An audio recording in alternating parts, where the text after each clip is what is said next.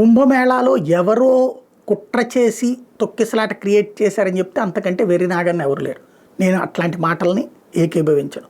అక్కడ జరిగినటువంటిది ఏంటి, అందరూ ఒకేసారి స్నానం చేయాలనుకున్నారు. అమృత గడియల స్నానం అన్నటువంటి దానికోసం అందరూ బారులు తీరినటువంటి సందర్భంలో ఆ సమయం రాగానే అక్కడ ఉన్నటువంటిది ప్రెషర్ పెరిగిపోయి వాళ్ళే అక్కడున్న బ్యారికేడ్లని తెంచుకున్నారు.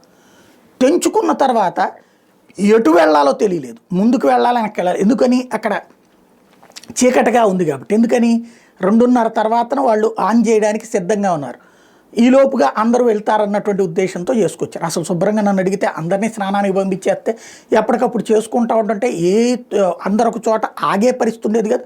ఆగే పరిస్థితి లేకపోతే తొక్కిసలాట కూడా జరిగేది కాదు.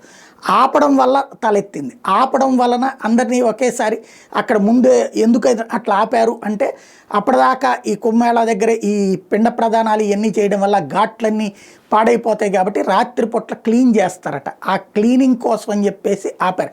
ఎప్పటికప్పుడు క్లీన్ చేస్తారు. రాత్రిపూట్ల అదేది మన మందులు అవి కూడా వాడతారట, అక్కడ ప్రాబ్లం రాకుండా, అనారోగ్యాలు రాకుండా. దానికోసం 1 గంట సేపు ఆపారు. ఆ గంట సేపు ఆగడం ఒక్కసారిగా సమస్య అయిపోయింది. ఇంకొకటి, ఆ ఆపినటువంటి సందర్భంలో అక్కడ చీకటిగా ఉన్నటువంటి సందర్భంలో ఒక్కసారిగా తోసుకునేటటువంటి క్రమంలో అక్కడ చెత్త కుండీలు ఉన్నాయట. అంటే ఎవరికాళ్ళు స్నానాలు చేసిన తర్వాత ఆ నీళ్లలో వదిలేయకుండా ప్లాస్టిక్ సామాన్లు కానీ అవన్నీ కూడా అక్కడ ఉన్న చెత్త కుండీల్లో వేయడానికి చెత్త కుండీలు పెట్టారట. ఆ కుండీలు తగిలి కింద పడ్డారు. వాళ్ళ కింద పడితే వాళ్ళ మీద మిగతా వాళ్ళు పడ్డటువంటి సందర్భం ఇది జరిగినటువంటిది. ఇది ఒక ఎత్తు అయితే అది కుట్ర, అందులో ఏం లేదు. కానీ ఆ తర్వాత వచ్చినటువంటి ప్రచారాలు 100 మంది చనిపోయారు, 200 మంది చనిపోయారు, 300 మంది అంటూ సోషల్ మీడియాలో ప్రచారాలు సృష్టించారు, ప్యానిక్ క్రియేట్ చేశారు. అట్లాగే ఓ పక్కన అక్కడ ఆదిత్యనాథ్ మైకుల్లో అనౌన్స్ చేపిస్తున్నారు, భయపడద్దు, చక్కగా చేసుకోండి, అక్కడ ఇమ్మీడియట్గా అంబులెన్సులు వెళ్ళినాయి, అక్కడ దానికి తగిన ఏర్పాట్లు ఉన్నాయి, ఏ ప్రాబ్లము లేదని. ఇంకో పక్కన స్నానాలు చేపిస్తూ ఉన్నారు. ఇంకో పక్కన రైళ్ళు ఆగిపోయినాయని కాసేపు లేదు, మళ్ళీ ఆ విషయం స్క్రోల్స్ రాగానే లేదు అని చెప్పేసి రైళ్ళు ప్రతి 4 నిమిషాలకు రైలు వెళ్తానే ఉంది, ఏ రైళ్ళు ఆగలేదు. ఎందుకంటే రైళ్ళు ఆగిపోయినాయి అనేటువంటి ప్యానిక్ అయిపోతారు జనం.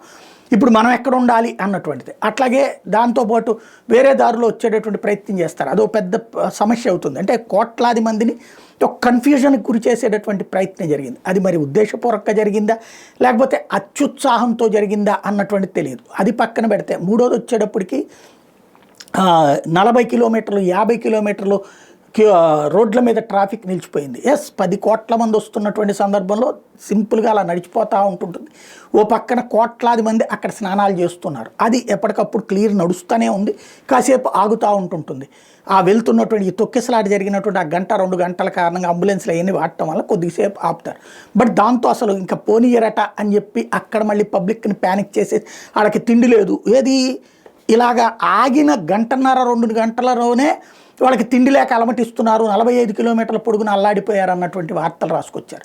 టోటల్గా ఇన్ని రోజుల పాటు అసలు కుంభమేళా మీద వార్తే రాయని వాళ్ళు, కుంభమేళాలో ఎంత చక్కటి వస్తువులు ఏర్పాటు చేశారో వార్తలే రాయనటువంటి వాళ్ళు తగలబడ్డప్పుడు రాశారు, తొక్కిసలాటప్పుడు రాస్తున్నారు, ప్రజల్ని ప్యానిక్ చేయడానికి రాస్తున్నారు. ఇది కుట్రనాలా లేకపోతే ఇది సహజ సిద్ధమైన లక్షణం అనాలా?